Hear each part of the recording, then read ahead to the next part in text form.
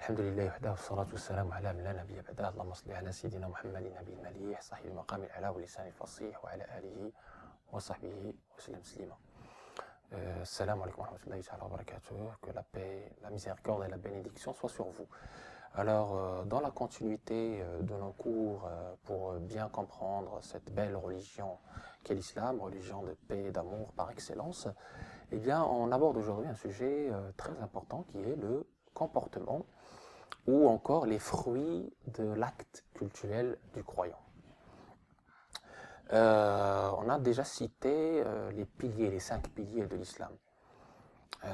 Et on avait évoqué que chaque pilier de l'islam implique des valeurs morales, des valeurs sociales, des valeurs spirituelles, en tout cas des fruits de cet acte qui sont en quelque sorte le thermomètre pour savoir quel est le degré d'appréciation de votre acte, le degré d'agrément, la qualité de votre acte. Très important, la qualité des actes. Et mesurée, entre autres, par le comportement généré, résultat de cet acte. Eh bien, il faut savoir d'abord que le comportement, le bon comportement, fait partie de l'essence même de cette religion.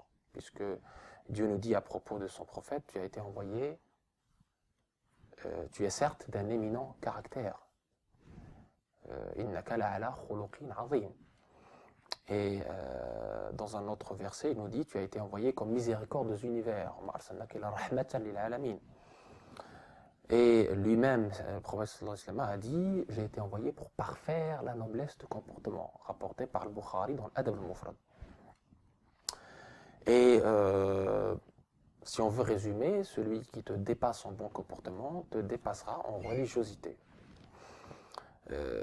En témoigne le hadith du prophète sallallahu alayhi wa sallam, rapporté par Tirmidhi, entre autres, et par Nawawi, qui est réputé authentique. Rien n'est plus lourd dans la balance d'un croyant le jour de la résurrection d'un bon caractère. Dieu déteste l'homme grossier qui prononce des paroles obscènes. Très important. Un autre hadith, un autre récit du prophète va dans ce sens également. Il nous dit que celui qui a le bon comportement atteint par ce bon comportement le degré de celui qui passe toute la nuit à prier et tous les jours à jeûner. Bien évidemment, il s'agit ici de la prière et du jeûne surrogatoire. Vous voyez? Et le prophète Ismaïl nous a dit également, ceux qui seront au plus près de moi, dans l'au-delà, sont ceux qui ont le meilleur caractère. Et les meilleurs parmi vous sont ceux qui ont le meilleur comportement envers leurs épouses. Très important, puisque c'est le premier noyau, l'entourage. Ceux qui ont le meilleur comportement envers leurs épouses. Et ça fait écho avec la parole coranique. Comportez-vous convenablement de la meilleure façon avec elles, avec vos épouses, puisque c'est vraiment le premier entourage, le premier noyau. Si dans la famille il y a l'harmonie, il y a ce bon comportement, il y a ces valeurs, et bien tout le reste, il en sera de même également, et on aura une société saine et harmonieuse, et en paix, bien sûr. Et un autre verset également, qui va dans ce sens, qui nous parle des valeurs, et qu'on doit justement suivre le dernier messager, puisqu'il est le modèle. قَدْ كَانَ لَكُمْ فِي رَسُولِ اللَّهِ إِسْوَةٌ حَسَنَةٌ لِمَنْ كَانَ يَرْجُو اللَّهَ وَالْيَوْمَ الْآخِرَ وَذَكَرَ اللَّهَ كَثِيرًا. Donc toujours, il y a beaucoup de hadiths qui parlent du bon comportement. J'ai cité cela entre autres, mais je cite également celui rapporté par Tirmidhi et Nawawi, اتق الله حيثما كنت واتبع السيئة الحسنة تمحوها وخالق الناس بخلق حسن. Crains Dieu où que tu sois, crains Dieu. Fais suivre la mauvaise action par la bonne, elle l'effacera, et use d'un bon comportement envers les gens. L'imam Nawawi ici nous rappelle que les gens ici veut dire l'humanité tout entière, use d'un bon comportement envers les gens. Les interprètes de ce hadith, ils nous ont confirmé qu'il s'agit ici de tout le monde. Donc le bon comportement n'est pas l'exclusivité de notre relation avec nos coreligionnaires, mais ça le dépasse, c'est avec toutes les créatures. Use d'un bon comportement avec les gens. Eh bien, très important également, dans le récit prophétique, on a différentes formes de bon comportement, différentes formes de projection de ce bon comportement dans la vie sociale, dans la vie de tous les jours. Premièrement, la bonne parole. Dieu nous dit dans le Coran, wa qulu linnasi husna. Dites aux gens du bien, aux gens, ça veut dire à tout le monde. Dans un autre verset coranique, Dieu nous dit وَمَثَلُ كَلِمَةٍ طَيِّبَةٍ كَشَجَرَةٍ طَيِّبَةٍ أَصْلُهَا ثَابِتٌ وَفَرْعُهَا فِي السَّمَاءِ تُؤْتِي أُكْلَهَا كُلَّ حِينٍ بِإِذْنِ رَبِّهَا. Et l'exemple de la bonne parole, c'est comme l'exemple de l'arbre, du bon arbre, qui donne ses fruits en toute saison, par la permission de Dieu. C'est très important. Donc, il a comparé la bonne parole à l'arbre fruitier, donc qui est dont l'utilité dépasse son propre entourage, il est utile pour tout le monde. Et toujours dans ce même sens, le prophète sallallahu alayhi wa sallam nous a indiqué aussi que la bonne parole est une aumône. Et fait partie également de ce bon comportement qui est simple à réaliser, le sourire. Le prophète sallallahu alayhi wa sallam nous a dit, sourire au visage de ton frère est une aumône. Et dans le Jami', le prophète sallallahu alayhi wa sallam nous a dit, لا تحقرن من المعروف شيئا ولو أن تلقى أخاك بوجه طليق. Ne sous-estime aucune bonne action que tu peux faire, même rencontrer ton frère avec un visage radieux, avec un visage souriant. Donc le sourire a une très grande place dans la sunna prophétique, puisque le prophète sallallahu alayhi wa sallam était souriant. C'est aussi très important dans la communication qu'on fait envers autrui. Abu Huraira rapporte également que le prophète sallallahu alayhi wa sallam a dit, saluer les autres est une aumône. Aider quelqu'un à charger sa monture est une aumône. Un mot aimable est une aumône. Chaque pas fait en direction de la mosquée est une aumône. Nettoyer le chemin des saletés est une aumône. Rapporté hadith Hassan. Bon, donc on retrouve un peu ce même sens de hadith, un peu dans les recueils authentiques. Très important. Donc tout ce qui est civisme, ce hadith nous rapporte quelques comportements civiques importants. Le prophète sallallahu alayhi wa sallam nous a dit aussi qu'il a vu, j'ai vu un homme jouir de son séjour au paradis car il a enlevé un arbre qui était cassé, qui était tombé, qui barrait la route aux passants. Vous voyez, parfois c'est simple. Et c'est un hadith rapporté par Muslim. Al-Bara ibn al-Azib rapporte, le messager de Dieu sallallahu alayhi wa sallam nous a ordonné 7 choses, rendre visite aux malades, suivre les cortèges funèbres, dire à celui qui éternue que Dieu soit miséricordieux envers toi, soutenir le faible, aider l'opprimé, saluer les autres et honorer le serment. C'est un hadith rapporté par Al-Bukhari et Muslim, il est le numéro 847. Et un très beau hadith également que je cite toujours dans le sens de la sagesse, Al-Bukhari et Muslim rapportent du messager d'Allah qu'il a dit, l'homme fort n'est pas celui qui terrasse son adversaire, mais c'est celui qui se maîtrise dans les moments de colère. Laysa shadidu bis-sar'a, innama shadidu alladhi yamliku nafsahu 'inda al-ghadab. Très important. Yahya ibn Saïd a rapporté que Jésus, le fils de Marie, paix sur lui, ayant rencontré en route un sanglier, il lui dit, vas-y en paix. On lui dit, mais Jésus, tu dis cela à un sanglier, à un cochon. Jésus répondit, je crains que ma langue s'habitue à la prononciation des mauvaises paroles. Donc vous trouverez ce récit rapporté par l'imam Malik dans son Muwatta, livre 56, des paroles de la médisance et de la dévotion, 1847. Vous voyez là l'importance de s'habituer à la bonne parole, au sourire et d'aider les gens, des petites actions qui peuvent être simples et faciles, qui peuvent vous donner des mérites innombrables chez Dieu, donc, et aussi une bonne relation avec le prochain, puisque la relation avec le prochain va vous induire dans la satisfaction de Dieu, puisque Dieu nous a dit Al-Khalqu iyadullah, anfa'ukum ahabbukum ilayhi anfa'ukum li'iyalih. Les créatures sont sous la bienveillance de Dieu. Celui qui les aide, celui qui est utile envers eux, eh bien, Dieu l'aimera. Dieu l'aimera. Il méritera l'amour de Dieu. Donc l'amour de Dieu est dans cette entraide avec le prochain, ce respect du prochain, cette miséricorde envers les créatures. Si Dieu les a créées, c'est pour quelque chose. Donc c'est très important, cette notion donc de bon comportement.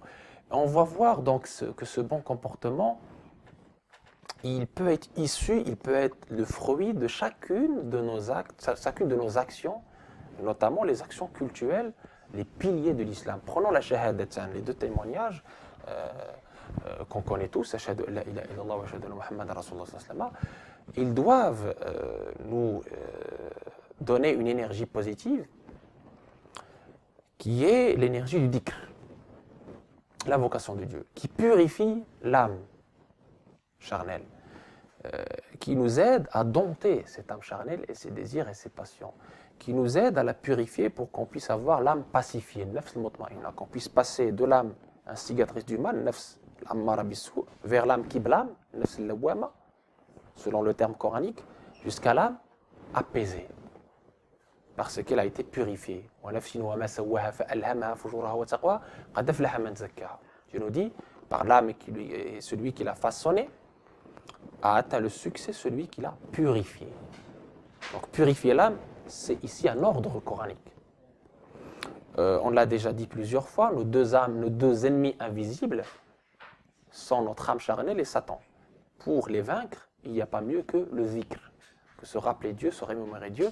Ça permet de renforcer la foi, d'augmenter la foi, et donc, par la même occasion, de chasser les ténèbres qui peuvent assombrir le cœur, lui voiler la vision de la vérité, et casser les idoles qui sont donc l'orgueil, l'ego, la vanité, la haine, etc. Tous ces idoles, toutes ces maladies intérieures qu'on appelle ma batana min al-fawahish, que Dieu nous a ordonné également d'éviter, éviter les péchés extérieurs et les péchés intérieurs. Donc ces péchés intérieurs que peu de gens malheureusement reconnaissent, mais qui existent, qui sont très importants, très dangereux, qui voilent donc la vision du cœur, qui aveuglent le cœur. Ce ne sont pas les yeux qui s'aveuglent, mais c'est bien les cœurs qui sont dans les poitrines qui s'aveuglent, nous dit le Coran. Donc, très important de prendre soin de ce cœur, de cette subtilité divine, de cette lumière qu'on a dans le cœur qui est la foi, pour l'augmenter, l'entretenir avec notamment le dhikr et les bonnes actions et l'obéissance à Dieu, qui est cette obéissance à Dieu qui est renforcée grâce au dhikr. Quand on fait le dhikr, on est amené à obéir à Dieu, puisqu'on l'aime. Quand on évoque quelqu'un de façon abondante, on finit par l'aimer. Et quand on l'aime, on finit par lui obéir de la façon la plus facile, la plus aisée. Donc les actions, les actes cultuels ne sont plus perçus comme une charge, mais comme une beauté, comme un apaisement. Le professeur Sama disait à Bilal, Arihna biha ya Bilal, repose-nous avec la prière et non pas de la prière, repose-nous de la prière, parce qu'il y a un repos, un apaisement. Ça nous fait la transition avec le deuxième grand pilier qui est la prière canonique. Eh bien cette prière canonique, elle doit avoir comme résultat direct le bon comportement, puisque Dieu nous dit dans le Coran, wa aqimis salat, inna salata tanha anil fahsha'i wal munkar. Accomplis la prière, car la prière éloigne des turpitudes et des mauvaises actions et des péchés. C'est très important. Et le récit nous dit, celui qui, en faisant sa prière, n'est pas empêché de faire les mauvaises actions, eh bien, cette prière ne fait que l'éloigner de Dieu. Très important.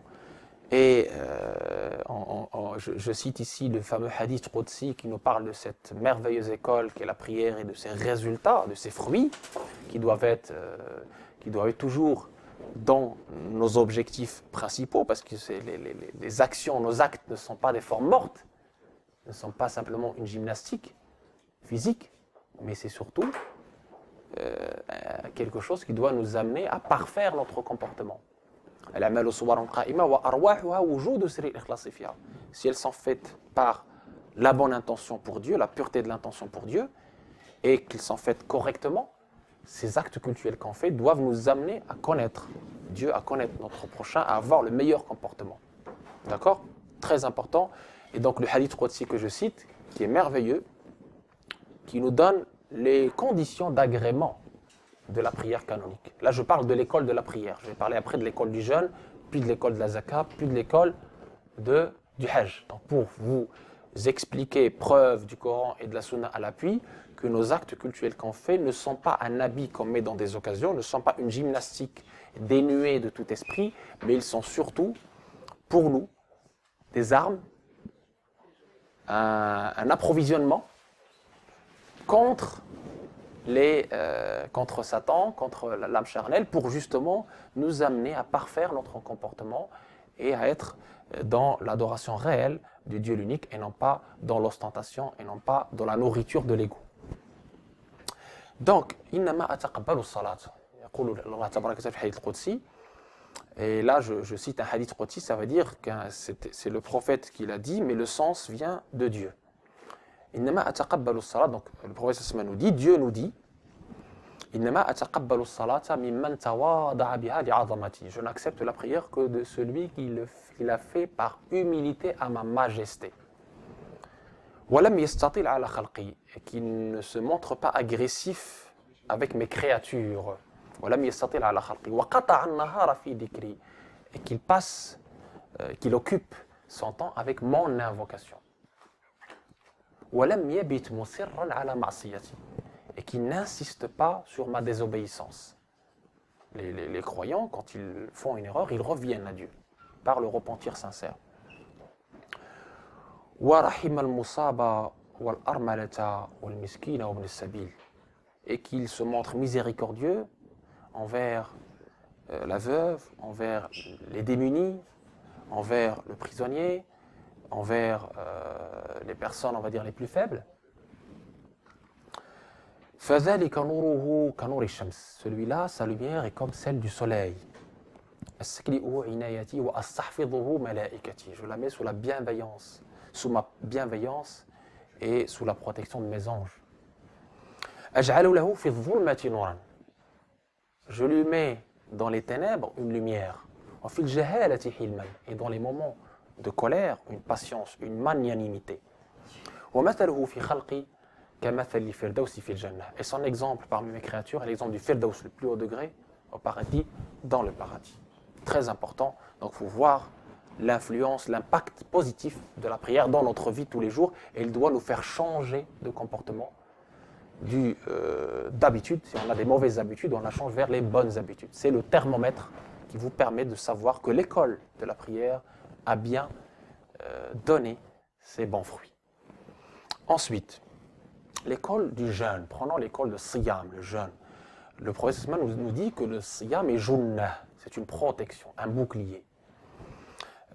Dans le Coran, Dieu nous dit Kutiba alaykumus siyamu kama kutiba alladhina min qablikum la'allakum tattaqun. On vous a prescrit le jeûne comme on l'a prescrit aux communautés d'avant vous, afin que vous atteigniez la piété, la crainte révérentielle, qui est la meilleure provision finalement, la meilleure provision du cœur.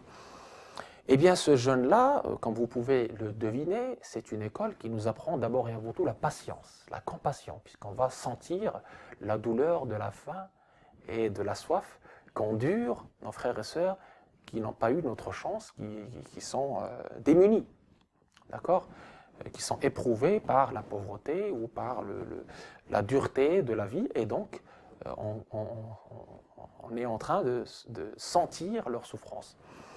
Et ça nous amènera bien évidemment à plus de miséricorde, à plus de compassion. Ce jeûne aussi est une purification. C'est une purification. C'est une purification de tout ce qui est mauvais comportement, puisque le prophète sallallahu nous a dit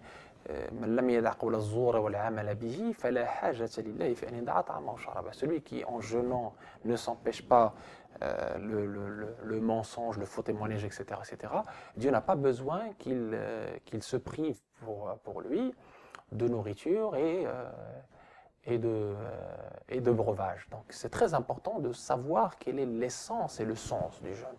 Ce n'est pas seulement de se priver de nourriture et de boissons et d'actes sexuels de l'aube, le fajr, jusqu'au coucher du soleil, mais c'est surtout, en plus de cela, c'est surtout une amélioration de notre comportement pour qu'on puisse continuer toute l'année sur ce bon comportement, sur cette purification intérieure de nos vices, de nos mauvaises habitudes, etc., pour s'améliorer et faire notre examen de conscience pour que notre jeûne soit complètement et parfaitement accepté et conforme à ce que Dieu veut de nous, à ce que Sidna Muhammad veut de nous. C'est très important. Prenons la zakat. La zakat, c'est pareil, l'aumône purificatrice légale, elle a un rôle spirituel, un rôle social, humanitaire, évident. Le rôle spirituel, elle a été appelée zakat. خُذْ مِنْ أَمْوَالِهِمْ صَدَقَةً تُطَهِّرُهُمْ بِهَا تُطَهِّرُهُمْ وَتُزَكِّيهِمْ بِهَا. Prends de leur argent, de leurs biens, une aumône par laquelle ils vont être purifiés. Donc elle nous purifie de l'avarice, elle nous purifie de l'attachement aux biens de ce monde, à l'amour du bas monde. Très important. Et en plus, elle nous permet de partager donc, et de réduire les écarts entre pauvres et riches. Elle nous permet de faire circuler l'argent, de faire circuler l'argent, de ne pas qu'il soit le monopole, qu'il reste le monopole des plus riches. Elle nous permet également d'éliminer la haine que le pauvre peut avoir vis-à-vis du riche, et donc d'avoir plus de paix sociale, plus d'harmonie, et plus de bien vivre ensemble. Et le modèle de la zakat, quand il a été appliqué au premier temps de l'islam, il a donné ses fruits, puisque à l'époque de Omar ibn Khattab, le deuxième calife bien guidé, le deuxième calife juste de l'islam, eh bien, grâce à la zakat, il n'y avait plus de pauvres à Médine. Dans l'état de Médine, on devait sortir pour trouver des pauvres, puisque la zakat a fait en sorte qu'il y ait eu un vrai équilibre, que la pauvreté, le combat contre la pauvreté et la précarité a été un succès, un vrai succès. Bien évidemment, chaque personne qui donne même très peu, Dieu lui multiplie. Donc, dans ce verset, Dieu nous dit que Dieu anéantit les intérêts usuraires et multiplie les mérites de la zakat, de l'aumône, des aumônes. Et donc, c'est très important de savoir qu'il y a le rôle spirituel, le rôle social, humanitaire de cette zakat qui est un grand pilier de l'islam. Le pilier maintenant du hajj, du fait du hajj. Le hajj, si on en a la possibilité, accomplir le hajj, très important. Donc on a dans ce lieu sacré un symbolisme très fort de l'union de la communauté, de la notion de Ummah, dans un symbolisme frappant où on a des hommes et des femmes de toute nationalité, de toute ethnie, de toute langue qui se réunissent dans ce lieu unique pour adorer un lieu unique, pour adorer un Dieu unique, en l'invoquant de la meilleure façon. Et effectivement, ça nous rappelle le jour de Arafat, nous rappelle le jour de Mahshar, le jour du jugement. Et effectivement, dans ce hajj, on est censé être solidaire, on est censé être frères et sœurs. Il n'y a plus de différence ethnique, sociale, etc. Il n'y a plus d'écart, puisqu'on a tous le même habit de l'ihram, l'habit de la sacralisation, qui est le détachement des bas mondes, qui symbolise le détachement du bas monde.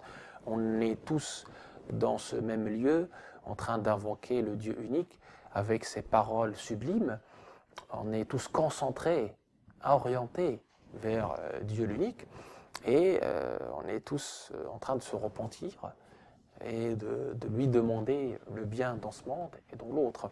Donc c'est un grand symbolisme de pureté, d'égalité, de fraternité et bien évidemment d'humilité.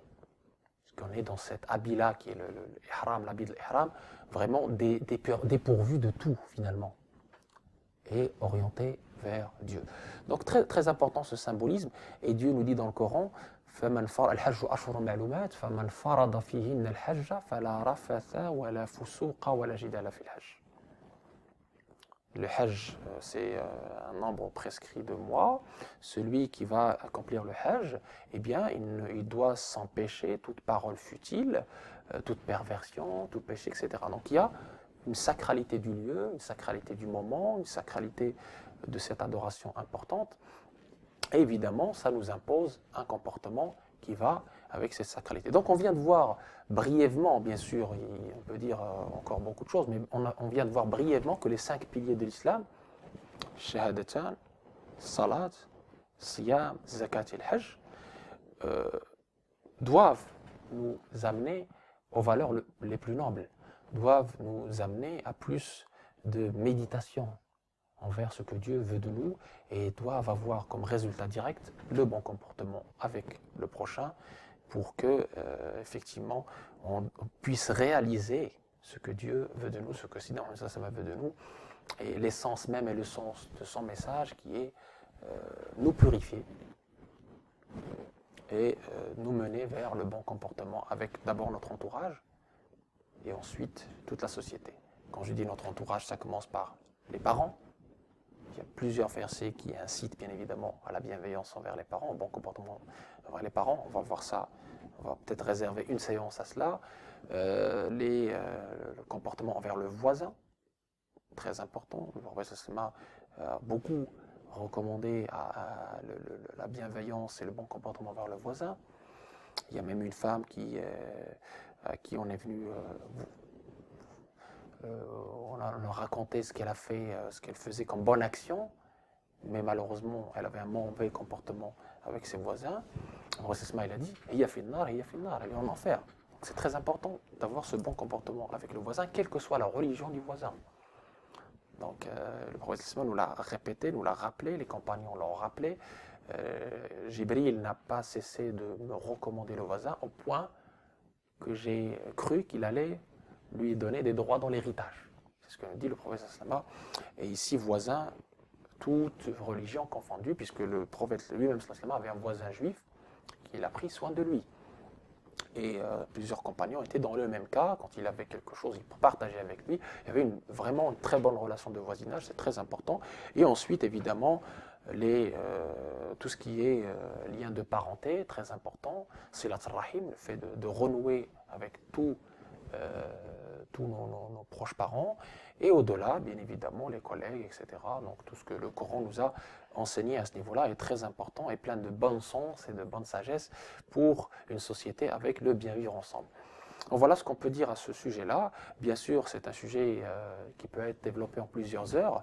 Et je peux vous conseiller à ce sujet-là l'ouvrage de l'imam Nawawi, où vous avez tout un chapitre dédié au bon comportement, ou encore l'ouvrage de l'imam al-Ghazali à ce niveau-là, qui est plein de sagesse, de lumière, et qui, malgré les siècles passés, peut encore nous donner des leçons incroyablement sages, incroyablement lumineux, dans ce qu'est le bon comportement, dans ce qu'est les fruits des actes, pour que nos actes ne soient pas des actes vains, des actes sans esprit.